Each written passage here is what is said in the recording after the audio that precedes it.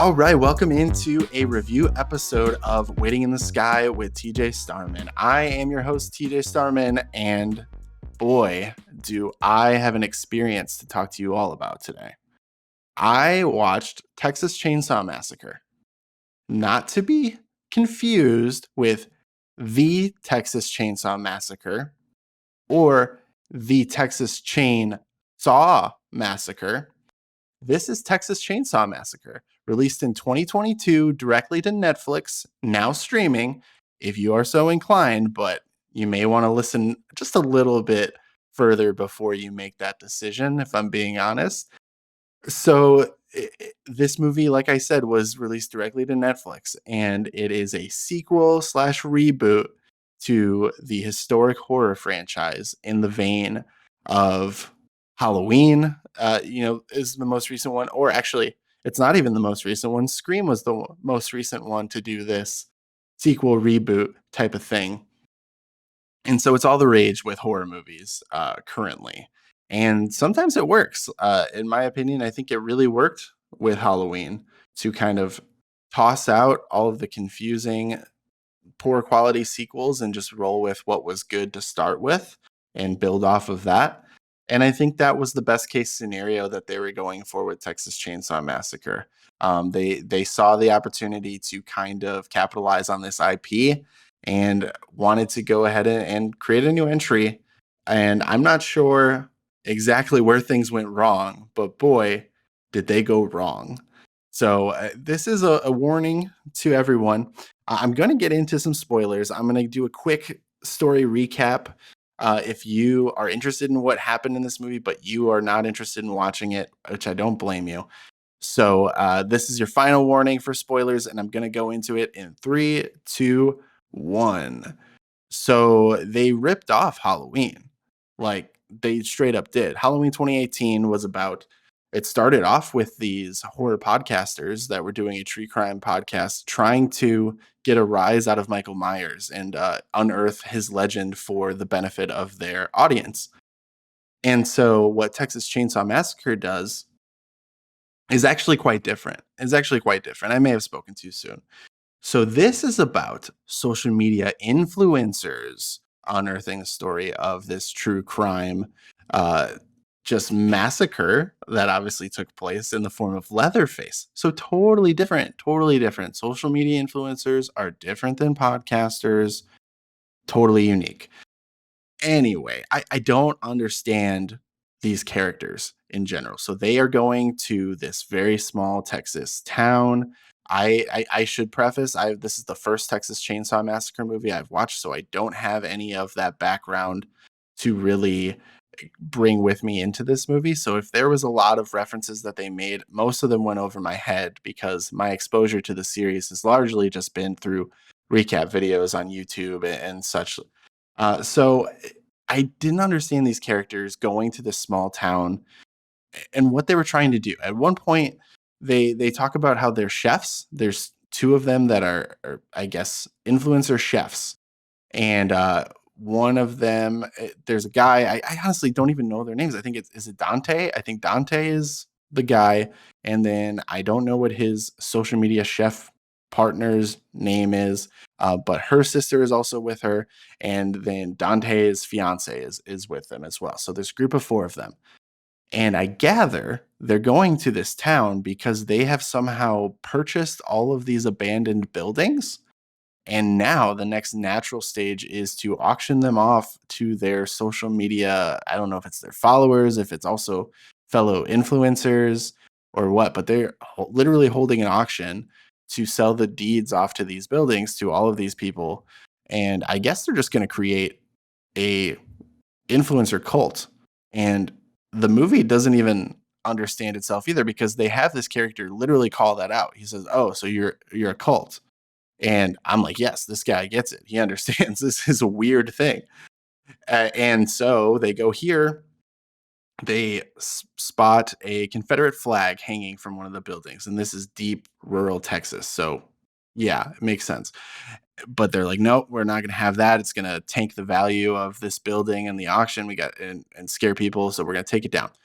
okay, I guess that makes sense if you're going with this whole they're going to auction off these buildings thing. That would be a logical thing to do. It doesn't make sense that they're auctioning off these buildings still, and I'm not on board with that, but I get the concern about this flag. So they go into this building, they think it's abandoned, but there's this lady who comes out and it's like, "Oh, I live here and I figured out that stuff with the bank, so I live here." Well, they're like pissed off because they're like, "No, you don't live here. We own this place and we're about to sell it." Anyway, she gets really worked up because they call the cops and I don't know what happens. She starts hyperventilating and vomits, and then the cops try to transport her to a hospital because they don't have ambulances in this part of rural Texas. And she dies along the way. And oh, by the way, her son is Leatherface and is in the vehicle with her. And he loses it because she's dead now. And just goes berserk, absolutely berserk. I don't know why, but Dante's fiance was with the cops as well, and so needless to say, she's gonna die. Both the cops are gonna die. Leatherface's mom is dead. He then cuts off her face. Right? Okay, totally classic Leatherface move. He cuts off her face. He puts it on his face. And that's fine. Like, I get that. If they had shown some type of twine that he was using to secure this to his face, or if they showed him sewing it into a mask that went over his head, that would make sense. But my big concern with this whole mask situation is they don't do that. It's literally just her face, and he presses it to his face, and it somehow stays there the entire time. That's not how gravity works. Not at all. He's literally running around and like doing weird gymnastics and stuff and even swimming underwater, but that mask stays on his face without any type of reason why. So that is a big gripe that I had with this movie the entire time. Uh, but essentially, he goes on a murderous rampage, and these people are making poor decisions left and right. There is this redneck mechanic guy who was kind of pushing back against the group of influencers in the beginning because, like, oh, they're yuppies and they're coming in to take over this place and everyone hates you type of thing. Well, he ends up being like a decent guy and he's trying to defend people, but then he dies right away. Like, people are just dying all the time. And so you can't really latch on to any one particular character. I guess if you had to identify the main characters of this movie, it would be the two sisters. And I don't even remember their names, if I'm being totally honest here. I kind of just identified them as not Arya Stark and not maybe Funke, because that's the vibes that they gave off, I guess. And we kind of follow them throughout the story, but only when it's supposed to be interesting. And I say supposed to because that's debatable.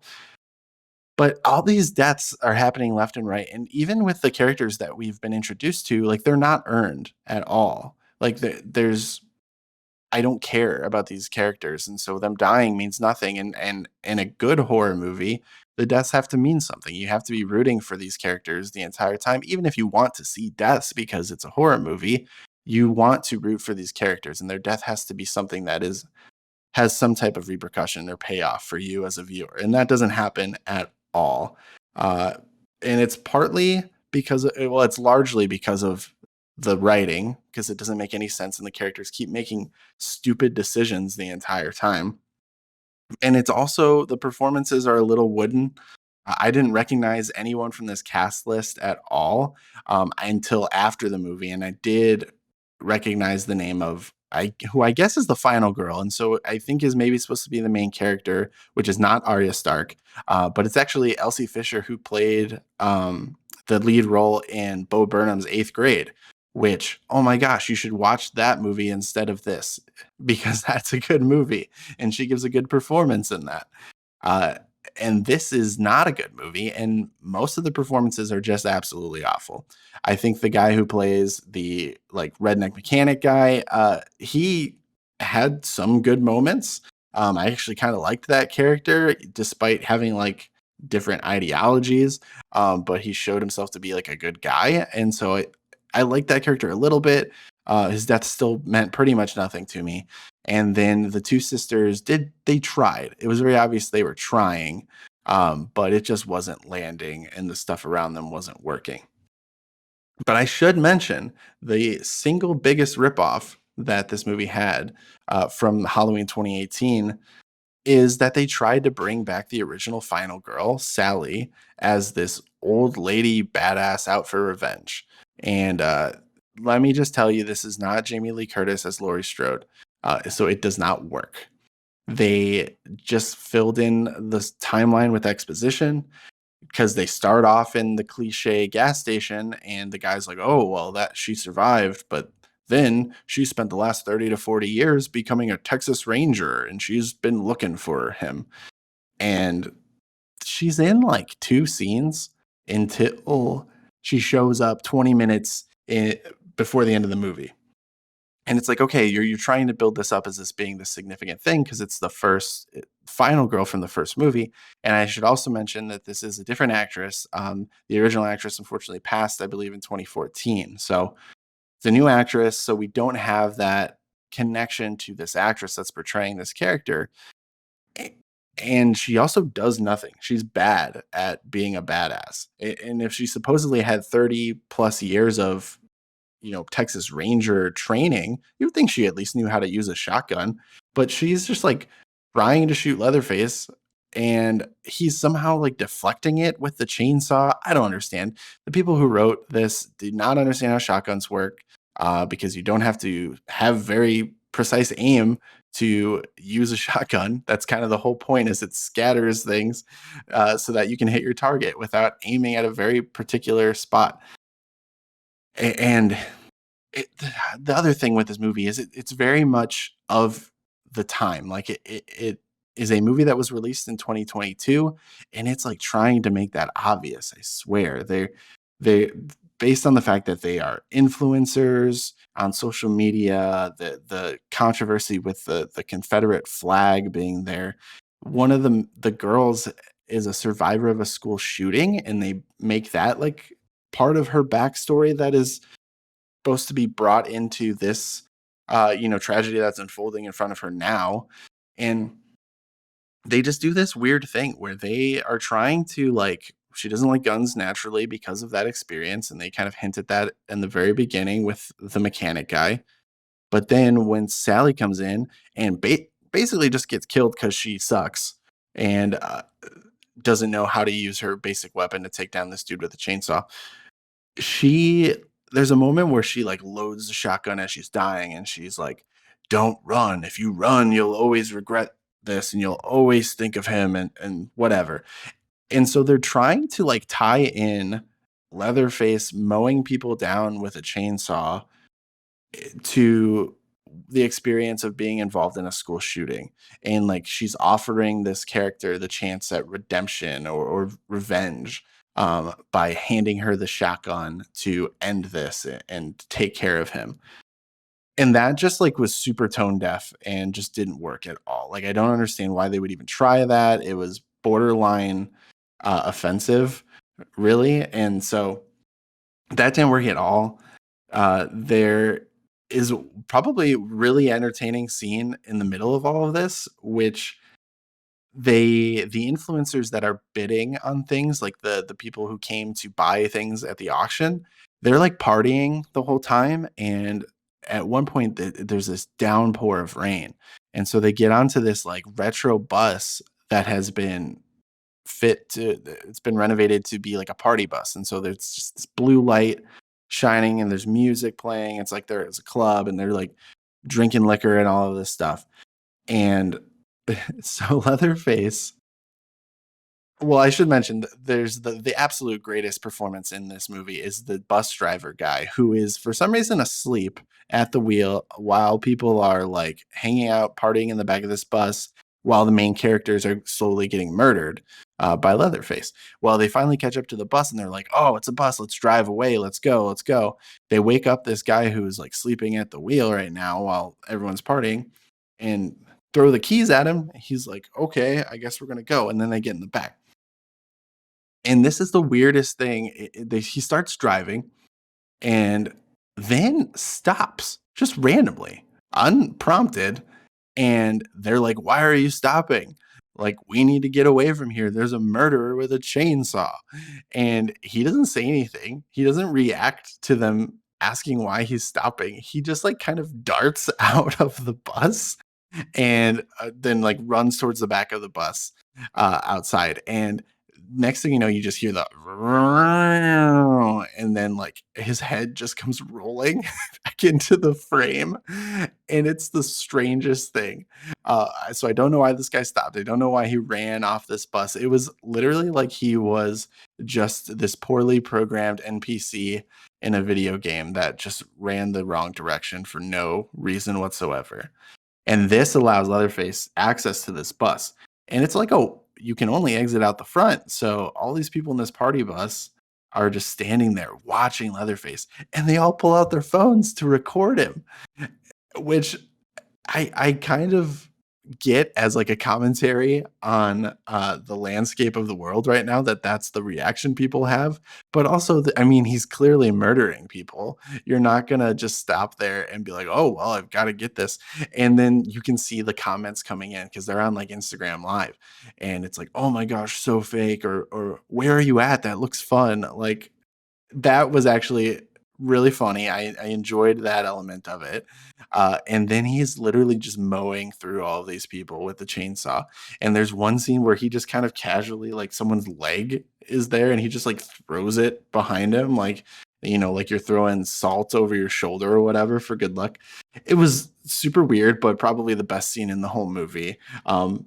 Super weird, gross moment though, that I will point out, where he kind of takes the chainsaw and like shoves it through a dude like from behind, like in his crotch, and then like rams him into this girl that's there, and then they're kind of like vibrating based on the motion of the chainsaw while they're getting murdered like through their crotches for some reason. So that was just like a weird gross thing that they did there that ruined what was otherwise the best scene in the whole movie. uh but that, I mean, that's it. The final two final girls end up fighting Leatherface, and then they think that they finally have killed him. And they're in this smart car that has autopilot, and they're sitting there and they're like, "Hey," they're making jokes just right off the bat. Like, you would not believe that these people just saw like 30 people murdered with a chainsaw in front of them, like the most traumatic experience you could possibly have. And they're just making jokes. And all of a sudden, the sister gets pulled out, and Leatherface is alive, so surprised, and kills her. But the autopilot is going, and they opened up the sunroof, and so the eighth grade Elsie Fisher is the final girl. It's clearly shown now she is literally the final girl. But the car is driving away on autopilot, and she sticks her head up out the sunroof and is just, no, my sister. Ah. And then the movie's over as she's driving away with her head, watching her sister be murdered by Leatherface. And then Leatherface does his little dance thing that he did at the end of the movie, the first movie, and that's it. So that's, I mean, like the summary of the whole movie. Nothing really great to grab onto. It's so strange to me that they put this out in an era that has seen what Halloween has done with the most recent installments. I've not seen Scream yet, but I've heard good things. And so, what Scream has done with its most recent installment, and this is what Texas Chainsaw Massacre could do. So, super disappointing if you're a fan of the series, that they weren't able to do anything better with it. They also, just the main character from the first movie just kind of goes out in an unceremonious way, in a way that is not cool whatsoever. There's really not a whole lot to take away from this movie that was good.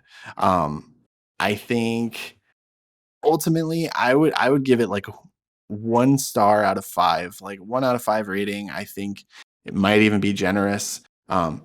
It's bad. It's just a bad movie. If you like hate watching movies, give it a shot. Or if I somehow said enough to catch your interest, then maybe it is worth taking a look at if you're a fan of the series. But I know that according to Rotten Tomatoes, critics and audiences agree with me. It's only at 31% score for each. So very much rotten on both accounts. And that's going to go ahead and wrap up the review of Texas Chainsaw Massacre 2022, released on Netflix, now streaming. Uh, Thank you so much for joining me for this review episode. We have a loaded main episode of the podcast coming up this Thursday. I am going to be digging into what makes the character of Batman, and we're going to be doing some fun, what I'm calling Build a Batman, with my friend Isaac, who brought a really good perspective to the conversation. And so I think it's going to be one that you're definitely going to want to check out. In addition to that, I have my first Bears coverage of season 2. I was able to have Windy City Gridiron's NFL draft analyst Jacob Infante join me for a conversation about the Bears' needs, and had him critique a mock draft of mine. So really good conversation between Jacob and I definitely recommend that for any Bears fans, or if you just want a glimpse into the NFL draft as well. It's a good place to start for sure. So be on the lookout for that episode. If you are not already subscribed to the podcast, please make sure that you do so that you don't miss anything. And of course, if you're able to rate, review, like this episode and the podcast in general, definitely appreciate anything that you can do to support the show. Follow the show on social media at In the Sky Pod, and you can follow me on Twitter at TJ Starman. Thank you so much for listening, and we'll see you next time.